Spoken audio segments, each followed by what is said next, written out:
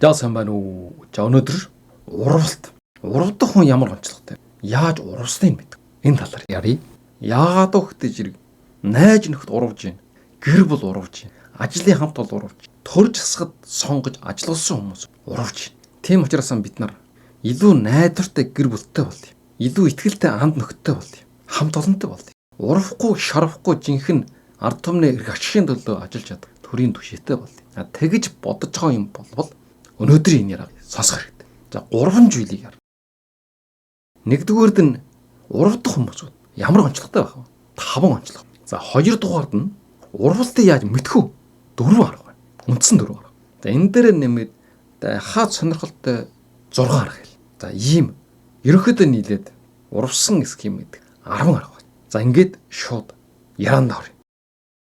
Нэгдүгээрд нь урвдах хүмүүс бас онцлог байж байгаа. Өөртөө төвлөрсөн сэтгэлгэт зөвхөн амь хуван боддог аминчир ховинчир хүмүүс. Ийм зан чанартай хүн уран амрах.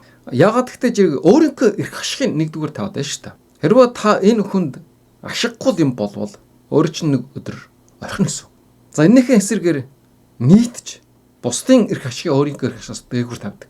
Өөрийг чинь өөрөөсөө илүү хөндлөдөг, эрхмэлдэг, хайрладаг. Ийм хүн бол урвахгүй байна. Ажлын орчинд байна. Зөвхөн өөрөө л одоо шахнал авахын төлөө, чалангаа өсгөхийн төлөө, алуун тушаал ахиулахын төлөө бүх хүчээр ажиллаа явж. Бусдын хөдөлмөрийг өөрийн биедээ авч яадаг. За ийм хүмүүсийг болвол итгэхэд хэрэг. Энэ болвол урвна. За гэр бүлийн харилцаанд өөрийнхөө эхнэр нөхөрд ерөөсө халамж анхаарал тавьдаггүй. Зөвхөн өөрийнхөө хэрэгчээ хүсэл төвлөрж идэг. Нөгөө хүнийхээ сэтгэл хөдлөл эсвэл хүнд байдал байж байгаа. Дэмжлэг хэрэгтэй байж байгаа. Эний ерөөсө огт тоолгүй анхаардаг. Бие голсон. За ийм хүн болвол нэг өдөр салаад явна. За найз нөхдөд хувьд ч ялгаа. Тэгээ ховинчир амаа хичээсэн найз нар бол байхгүй нь байхаасаа илүү өөрчлөө шүү дээ. Нэг өдөр өөрөө чинь хулигтаад өөрөө чинь нүчгэн хайд явна. За 2 дугаард нь бусдын сэтгэлийг хөндлөдөггүй. Хүмүүсийн мэдрэмж, байр суурийг тоомсорлохгүй. Хүн болвол сэтгэл зүрхтэй. Тэгээ хүний сэтгэл зүрхийг мэдрэхгүй. Ингэж доо харилцдаг хүмүүс байна. Өөрийн чинь эхнэр нөхөр өөрийнхөө сэтгэлийг ярах үед чи их мэдрэмтгэн юм а гэдэг чинь. Ийм байдлаар инээгээд өнгөрөөж. Юун сүртэй уйлаад гэдэг юм. Тэгэхээр эн чинь юу вэ гэхтэй зэрэг хүний хүн гэж харилцахгүй. Зүрх сэтгэлгүй, амьгүй амьтан юм шиг харилцаж шүү дээ. Тэгэхээр энэ хүнийг өрөвд нь хайрлах гэсэн ойлголт байхгүй. Тийм учраас нэг өдөр өөрөөсөө ургана гэсэн. Хүн болвол сэтгэл зүрхтэй. Мод биш, чулуу биш. Ургамал хүртэл одоо сэтгэлтэй гэдэг байгаа шүү дээ. Гэтэл энийг мэдрэхгүй хүн болвол хамгийн аюултай. Ажлын газар гэсэн ялгаа байхгүй. Нэг санаачлах ч юм уу гаргадаг. Тэгэхээр энэ хэрэггүй гэдэл орчигдаг. Чиний энэ юу юм бэ гэдэг. Гэтэл нөгөө хүн тэрийг өөрийнхөө амьдралаараа мэдрээч ч юм уу маш их сэтгэл гаргаад бодож боловсруулад гаргаж ирсэн санаа ажиллах төсөл байж болно. Гэтэл тэрийг үл тоомсордог. Бусдын жовлонгийг гунхтай байдлыг хараад яах вэ? Би завгүй байна. Анхаарлыг амжихгүй байна гэж ийм байдлаар өнгөрдөг. За ийм зүрхсэтггүй хүмүүс бол урвна. За 3 дугаард нь байр сууриас хамаарад хандлага өөрчилдөг. Өөрөөр хэлэх юм бол бялдууч долдгоноор хүн гэсэн. 2 нүртэй. Өндөр алуун тушаалтай, эрхэм мэдэлтэй, баян чинэлэг ийм хүмүүсийг харах юм бол хайсан тулах шиг. Өөрөөс нь доор хүмүүсийг бол маш дээр гэж харилцдаг. За ийм хүмүүстэй бол нөхөрлөд хэрэггүй. Энэ бол урвна. Өөрийг чинь доройтсон үед, хүч чадал чинь баргацсан үед хаяад явна. Тийм учраас эрт нэг өдөр зайхан барьсан дэр. За бид нар бол ийм 2 нүртэй хүмүүсд дурггүй байдаг. Тэр 2 нүр гаргаж болно. Гэтэл хамгийн том аюул нь юу гэхтэй зэрэг тэр хүнд итгээд хэрэг байхгүй. Тэр хүн өөрөөс чинь урвна. За 4 дугаард нь ашигын төлөө бол ерөөсөн ямар ч арга хэрэгэлдэг. Нүд улаан, мөнгө цагаан хүмүүс. За энэ бол маш тодорхой. Өөрд нь ашигтай болох юм бол юу гэж ихс бочихгүй. Өөрийг чинь бүр хоосолж мэднэ. Шороо оронд даваачаад хийж мэднэ. Амь насанд ч хүртэл хурж мэднэ. Өчүүхэн жижиг ашигын төлөө. Хой чи ийм жижиг юмнууд л хүн алчлаа шигтэй гэж. Чи яаж байгаа юм бэ гэж. Ийм уран зохиол юу гэдэг. Тийм учраас таны хамт олонны дотор өөрийн чинь найз нөхдийн дотор ийм хүн байх юм бол онцгой Анхаарсан дэр. За саяхан бас нэг яраа хийсэн та бүгд санаж явах бах. Ашиг болвол 40% нь өөрөө аваад 60% нь нөгөө талдаа өгж их хэрэгтэй. За энэ дээр болвол өөрийгөө хайрлах, баярлуулах хараа гэдэг дээр ярьсан байна. Миний хувьд болвол 50-50% гэсэн зарчмыг барьж ирсэн. Тэгэхээр энэ бас болохгүй байсан байна. Би бол өөрийгөө маш шудраг. Заавал нөгөө талд 50% нь бол өгнө. Тэнцүү байна гэсэн ойлголттой байсан. Гэтэл энэ бас болохгүй юм байна. 60% нь нөгөө талдаа өгч. За урахгүй маа гэд 50-50% өгж хүн бол найдвартай. Маш найдвартай. Ямар ч гэсэн урахгүй. Өөртөө 60% нь аваад нөгөө талдаа 40% нь өгж гинэ гэж бодсон ч гэсэн энэ бас уралт биш. Шудраг биш байна гэсэн. Гэсэн ч гэсэн энэ дээр болвол ашигын төдөө амиа өгөхөөс бочихгүй. Өөрч ерөөсөө ямар ч ашиг өгөхгүй. Гол гаргадаг хүмүүс. Ийм хүмүүс бол урвна. За 5 дугаар онцлогно. За 3 дахь хүмүүс ямар онцлогтой вэ гэх юм бол нууч ихтэй. Юм нуудаг. Энэ миний ховын нууч. Энэ манай алууны нууч гэдэг ч юм уу. Ийм байдлаар найз нөхөд гэр бүлтэйгэн байх үед хэтэрхээ их нуучтай. Өөрийнхөө ховын амьдралын хүрээнд огт оруулдаг. Гэр бүл мөртөл. Ийм байгаа болвол энэ хүн урвна. Урхад бэлдэж ирсэн. Муур болвол хумсаануудаг. Тэрэн шиг муу ажил хийхин төлөө тэрэнд бэлдэж байгаа хүмүүс болвол тэр ажиллагаагаа мэддэхгүй байхын төлөө нууцлах нь биш үү? Тэгэхээр юм нууж байгаа хүмүүс ч гэдэг гэсэн. Гар утас болвол ховын нууч. Эхнэрдэн ч юм уу, нөхөрдөө ч юм уу. Ойр дотны хүмүүстэй үжүүлж болохгүй. Тэр үжих тийм эрхч байхгүй. Гэсэн мөртлөө байна шүү дээ. Огт тавтуулахгүй. Нуугаад байх юм бол тэр асуудалтай. За би болвол миний гар утсыг үжилдэ. Ямар ч одоо нууч үг байхгүй гэр бүлийн хүрээнд. Гэр бүлийн гишүүд хинч миний гар утсыг нэг үжиж болно. Нэлтэй байдаг. Ягаад гэвэл над нууж байгаа юм байхгүй учраас. Гар утас бол өнөөдрийн байдлаар халдаж хот тарах хэрэгтэй. Гэсэн мөртлөө үнэхээр тийм онцгой урах бэлтгэл хийж байгаа бичлэг юм болвол тэрийг тэгж нууж хагаад байх зүйл байхгүй. Үжий гэж хүсэл тавьсан үед нэгэд үжүүлж хэрэгтэй. Тэгэхгүй бол өөрөө ч итгэхгүй. Ийм байж болно. Уралт ихэр бэлдэж магадгүй. За ажлын орчинд байна. Хамт ажиллаж байгаа хүмүүсээс юм нуун. Чухал мэдээллүүдийг алууны ажилтай холбоотой. Гэр бүлийн хүрээнд байна. Гар утсаа нуун. Санхүүгийн асуудал нуун. Хэр жирэг орлого орж ийн. Хэр жирэг өржээлтэй байна. Энийг мэдэх тур. Нууч хэд. Найз нөхдийн хүрээнд бол ерөөсөө нэг битүү. Нууч ноёд. Юу ч мэддэхгүй. Тэгсэн байдлаа нэг өдөр гэнтийн том өөрчлөлтүүд хийжсэн байж байгаа. За ийм хүмүүс болвол чаг ямхад одоо урахад бэлэн байж байгаа. Энэ 5 онцлог болвол 3 дахь хүмүүсийн нийтлэг онцлог. Тэгэхээр ганцхан нэг онцлог биш. Хэдэн онцлогууд нь нийлж их юм болвол энэ урах магадлал нь өндөр болно гэсэн. Хам шинжтэй. Одоо 2 дугаард тэгвэл урах хүмүүсүүдийг яаж мэдэх вэ? 4 үндсэн арга байна. За 1-р нь болвол хэл яранд нь анхаарах хэрэгтэй. Хэлэг хийх хоёр нь нийлэхгүй байж. Ийм хүмүүс бол урагч гэсэн. Цаашдаа урах магадлал нь бүр өндөр бол. За ажлын орчинд жишээлх юм бол одоо төсөл байна. Төслөө хугацаанд нь гүйцэтгэх нэгэд амлсан. Тэгээд төсөл ямар штандан байна уу гэд асуухлаар. За баргал хийчихсэндээ. Гэсэн ч гэсэн жарамжил нэр нь жоохон хүндрэлтэй байна. Хэцүү байна гэж. Тэгж ярьж байгаа юм бол энэ сэжигтэй. Төслийн хугацаанд нь гүйцэтгэж чадахгүй. За жишээлх юм бол ховын харилцаан дээр. Би чамаа итгэдэг шүү. Гэхдээ чи сүүлийн үед нэг л өөр болчихсон шиг байна гэж. Тэгж хэлж явах юм бол энэ хүн урвж эхлэх гэж. Итгэж гин гэвч чи өөр болж байна гэдэг. Тэг өөргөө хэлээд байгаа юм л да. Одоо би чамаас урвна гэсэн. Найз нөхдийн хүрээнд ямар байдлаар илэрж гин вэ? Гэх юм бол би очирно гэж бодож ирсэн.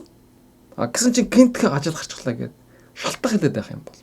Иймэрхүү байдал олон удаа тавтагдаж байгаа юм бол энэ урвж ирэх гэсэн. Итгэл найдвар таваад хэрэггүй. Жинхэнэ найз болвол ямар ч асуудал гарсан. Очно гэсэн бол очно. Эсвэл үнэхээр одоо очиж чадахгүй болсон бол очиж чадахгүй гэдэг нь тодорхой юм. Найз охиндоо, найз залууд би чамд хайртай. Гэхдээ ингэж ярьж явах юм бол энэ асуудалт гэсэн. Энэ урах бэлтгэл хийж. За 2 дугаард нь сэжигч. Энэ хитрхээ их сэжигч байна уугүй байна уу гэдгийг ажиглах хэрэгтэй. Би энэ хүн урвж ийн үгүй байна уу гэдгийг шалгахын тулд сэжиглээд байгаа биш. Урваг гэж хүн өөрөө маш их сэжигч болсон байдаг. Жишээлх юм бол чи намайг ер нь даргад муулаад байх юм биш үү? Муулсан юм биш үү гэж өөрөөс чинь асууж байгаа юм болвол энэ хүн өөрөөс чинь урах гэж. За бас архин ширээн дээр арх уухгүй нэг чи муу санаа гаргалаа гэж ярьдаг. За намайг бол олон удаа гэж хэлж ийсэн. Ягаад гэвэл би арх уудаг, ууж даахгүй, хоёрд эрүүл мэндэд муу гэдэг юм мэднэ. Энэ болвол миний амьдралын хөвшил. За тэгэж хэлж байгаа хүн өөрөө жинкнээс муу санаатай байдаг. Би ганчаар арх уугаад сотчих юм болвол энэ хүмүүс юу гэж хэлэх бол гэж муу санаад өөрөө чинь бас согтоох сонирхолтой. Элдв муугаар хэлээд чи санаа муу гаргалаа. Уу энэ. Ингэж хэлж байгаа хүн болвол жив жинкнээс муу санаатай, чаг ямхад, урвахад бэлэн байдаг. Эхнэр юм уу нөхрөдөө чи надад үнэн ч гэдгийг би ерөөс итгэхгүй байна гэдэг ч юм уу. Чи надад хайртай байна гэдгийг би ерөөс итгэхгүй байна гэдэг ч юм. Ийм байдлаар хэлж их юм болвол энэ урах бэлтгэлээ шүү. Энэ хүний урах шалтгаан болно гэсэн. Чи надад үнэнч биш байсан учраас би бас үнэнч биш болноо гэдгийг үндслээд авч байгаа. Ийм байдлаар сэжиглсэн, хартсан асуултыг өөрөөс чинь тавьж байгаа юм болвол энэ хүн аюултай гэсэн. Урвахгүй, шарвахгүй үнэнч найж болвол хижээч бие биенээ сэжиглэхгүй, итгэдэг байхгүй. За 3 дугаард нь зөн савнд итгэх хэрэгтэй. Тайлбарлаж болохгүй тийм үжигдлүүд, үйл явдлууд байж байдаг. Баримт байна уу гэвэл баримт байхгүй. Зөрчил байна уу гэвэл зөрчил байхгүй. Урвна гэсэн ямар ч сэжиглэх үндэслэл байхгүй. Тэгсэн мөртлөө өөрөө чинь ухамсарт энэ урах гэж, энэ намайг хойгоор тавьж, энэ намайг хулигдах гэж ийм зөн савнд татаж байгаа юм болвол энэнд итгэж болно. Ийм ухамсараар тайлбарлагдаж болохгүй мөртлөө өөрт нь зөн савнгоор мэдрэгддэг ийм үжиглүүд байдаг. Ягаад гэвэл энэ зөн савн гэдэг бол сэтгэл зүйн гүн давхраанаас гарч ирдэг тохиог гэж байхгүй юу? Ухамсарын тайлбарлаж чадахгүй тэр зөрчилтэй байдлыг мэдрэх ийм чадамжтай. Тийм учраас өөр чинь нэг л биш гэсэн мэдрэмж төрж байгаа болвол энэ хүнийг итгэхэд хэрэг байхгүй. Энэ хүнтэй бизнес хийгээд хэрэг байхгүй. Бизнес дээр их алдаж байгаа шүү дээ. Хамтарч ажиллана гэдэг гэрээ байгуулсан, хөрөнгө оруулалт хийсэн. Тэгсэн нэг өдөр хулигтаад алга болчихдог. Энэ болвол ерөөсөн баргал өдөр тутмын амьдрал болчихсон байгаа шүү дээ. Тийм учраас өнөөдөр энд ярьсан энэ хэдэн жилийн маш анхааралтай одоо сонсоод тэмдэглэж аваа, чэйжлээд амьдралаа хэрэгжүүлэх хэрэгтэй. Тэгэх юм болвол тэгж одоо хулигдуулахгүй. Тэгж одоо алдснаасаа болоод маш их сэтгэл санааны чухалтанд ороод сэтгэл санаа эрүүл мэндээр хохирсон хүмүүсүүд маш олон байгаа. Тэгэхээр энэ болвол энэ туршлага муутай холбоотой нэг өсөндөө иймэрхүү сэтгэл зүйн мэдлэг муугаас болсон. За дөрөвдүгээрд нь болвол хамгийн найдвартай арга нь юу ихтэй зэрэг мэдээлэл шалгах. Хэлсэн үг нь сайхан байж болно. Гэсэн ч гэсэн хэрвээ ямар нэгэн байдлаар энэ урвжиж магадгүй, худал ирж магадгүй. Тэгж бодох юм бол мэдээллийн шалгах хэрэгтэй. Энэ хамгийн найдвартай. Зарим хүмүүс дарга зөвшөөрсөн, даргын гэж хэлсэн, тэгж хэлсэн гэд явж яадаг. Тэгвэл шууд даргаас асуухад бол та тэгж үнэхээр хэлсэн юм уу? Тийм шийдвэр гаргасан юм уу гэж. Би тэр хүнтэй тийм хоолны газар шууд хоол ицсэн гэж хэлж. Тэгвэл тэр хүнээс нь уцтаад асуухад болно шүү дээ. Чи үнэхээр хамт хоол ицсэн юм уу манай нөхөртэй хамт гэдэг ч юм.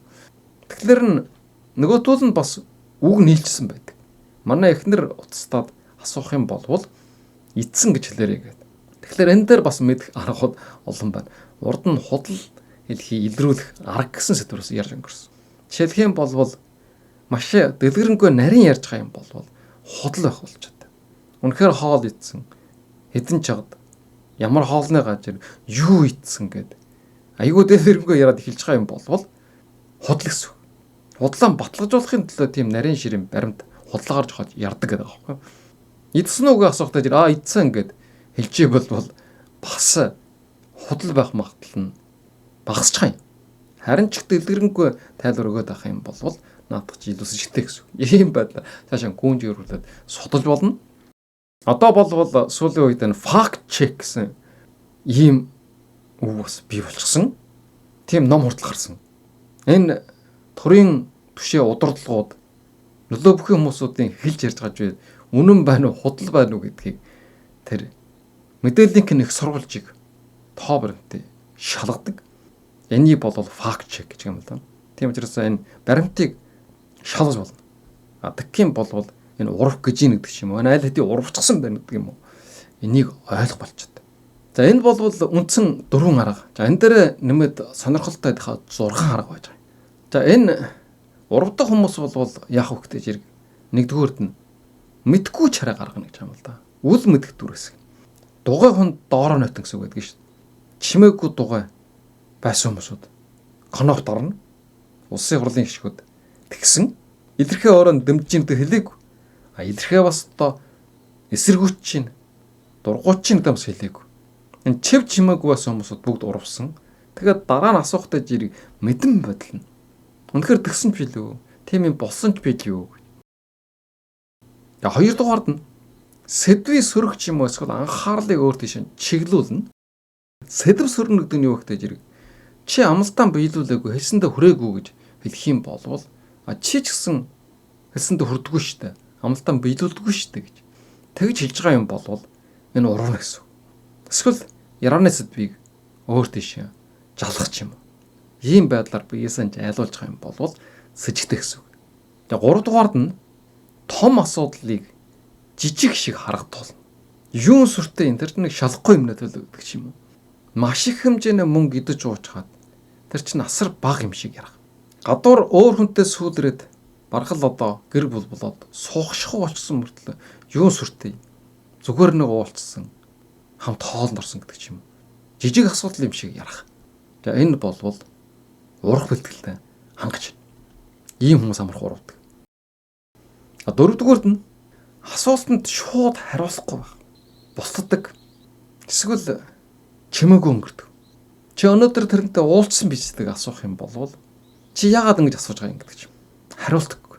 За ингэж ярьж байвал асар сэжигтэй. За 5 дугаард нь бол хохирогчийн дүрд тоглоно. Өөрийнхөө буруугүй хүлээхээс илүү өөрийгөө өрөвдүүлэх байдлаар хариуцлагаас мултар. Би чамайг гомдоо хийж бодоогүй. Гэсэн ч гэсэн би өөрөө их хүнд байдал байсан.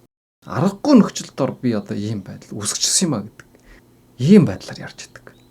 Энд бол хууртаад хэрэггүй. Энэ болвол урууч. За 6 нь болвол хитрхээ махтах юм уу? Анхаарлыг сулруулах орлого хийдэг. Уруугчд болвол.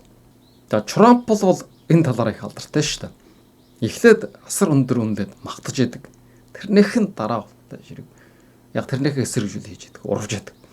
Ягаад гэвэл энэ болвол хитрхээ их махтнаа, ээлдэг байдлаар хандна гэдэг нь болвол нөгөө хүнээ хартлагыг, сэрэмжийг сулруулж байгаа. Тэгээ итгэлийг олж аваа. Тэгээд дараа нь утаа жирэг өөртөө ашигтай үйлчлүүлдэг. Буулгаж авдаг. Өөрөөр хэлэх юм бол хууралт хийдэг гэсэн. Холигддаг гэсэн. Энэ болвол нэлээд одоо мэрэгчсэн өндөр түвшинд хийгддэг уралдын арга. За өнөөдрийн ярьсныг товч дүгнэе. Өнөөдөр болвол урвалт. Урвалт гэдэг бол маш аюултай. Маш олон гэр бүл салж гин. Энэ чинь урвж гин. Найзууд хоорондоо алалчж гин. Энэ чинь урвж гин. Хамтарч ажиллана гээд хөрөнгө оруулалт хийсэн. Компани хүртэл босгосон. Нэг өдөр холигтаад алга болдог. Бие биенээ шорон оронд хийдэг. Энэ бол бүр тэрчээр урвалт. Итгэл хүлээлгээд төрийн түшээнүүд, төрийн тэргүүн болгосон. Дийлэнх нь урвсан. Ийм нөхцөл байдалд бид нар амьдарч байна. Тэгэхээр урвдаггүй, шарвдаггүй, үнэнхүү тийм үнэнч шудрах хүн бидэнд хэрэгтэй. Тийм хүмүүстэй гэр бүл болмоор байна. Тийм хүмүүстэй найз нөхд болмоор байна. Тийм хүмүүсийг төрд ажилуулмаар байна. Тийм хүмүүстэй хамтарч ажилламаар байна. За энэнд бол өнөөдрийн энэ ярьсан яраа тус болно. За ерөнхийд нь хэлэх юм болвол зөвхөн нэг шинж биш. 5 онцлогийн ярьлаа. 5 жан чанартай. Дээр нь 4 үндсэн мэд харгын хэл. Тэгээ дээр нь устдаж ирэхдээ хаа 6 одоо сонирхолтой арга хэлсэн. Энэ бүхэн шинжүүд нийлжиж хэд хэдэн нийлжиж баталгаж гин гэсэн үг. Үгүй бодвол Ганц хоёрхан зүйлээр бас хүнээ тэгж барьж алж болохгүй. Энэ урах гэж байна гэдэг. Санамсаргүй ч юм уу, зориггүй ч юм уу, эсвэл тухайн нөхцөл байдалтай ч юм уу. Тийм жан аран шин үйлдэл хийсэн байж болно. Гэтэл энэ нь давтагддаг хэд хэдэн төрөл нийлээд ирэх юм болвол магадлалыг өндөр болгож. Тэгэхээр энэ дээр нэмээд тултаж ирэх өөрийн жүн совгон гэдэг бол байгалаас төрөлхийн ертөнцийн яачсан чадамж, чадвар энд итгэх хэрэгтэй. Энэ бол ус сэжигтэй. Би энэ хүнтэй сууж болохгүй юм байна. Би энэ хүнтэй гэрээ байгуулж хамтарч ажиллаж болохгүй юм байна. Би энэ хүнтэй удаан нөхрөж болохгүй юм байна. Ийм жүн совгон ирж байгаа юм бол тэргээ итгэсэн дээр. За анхаарал явсан та бүхэнд маш их баярлалаа.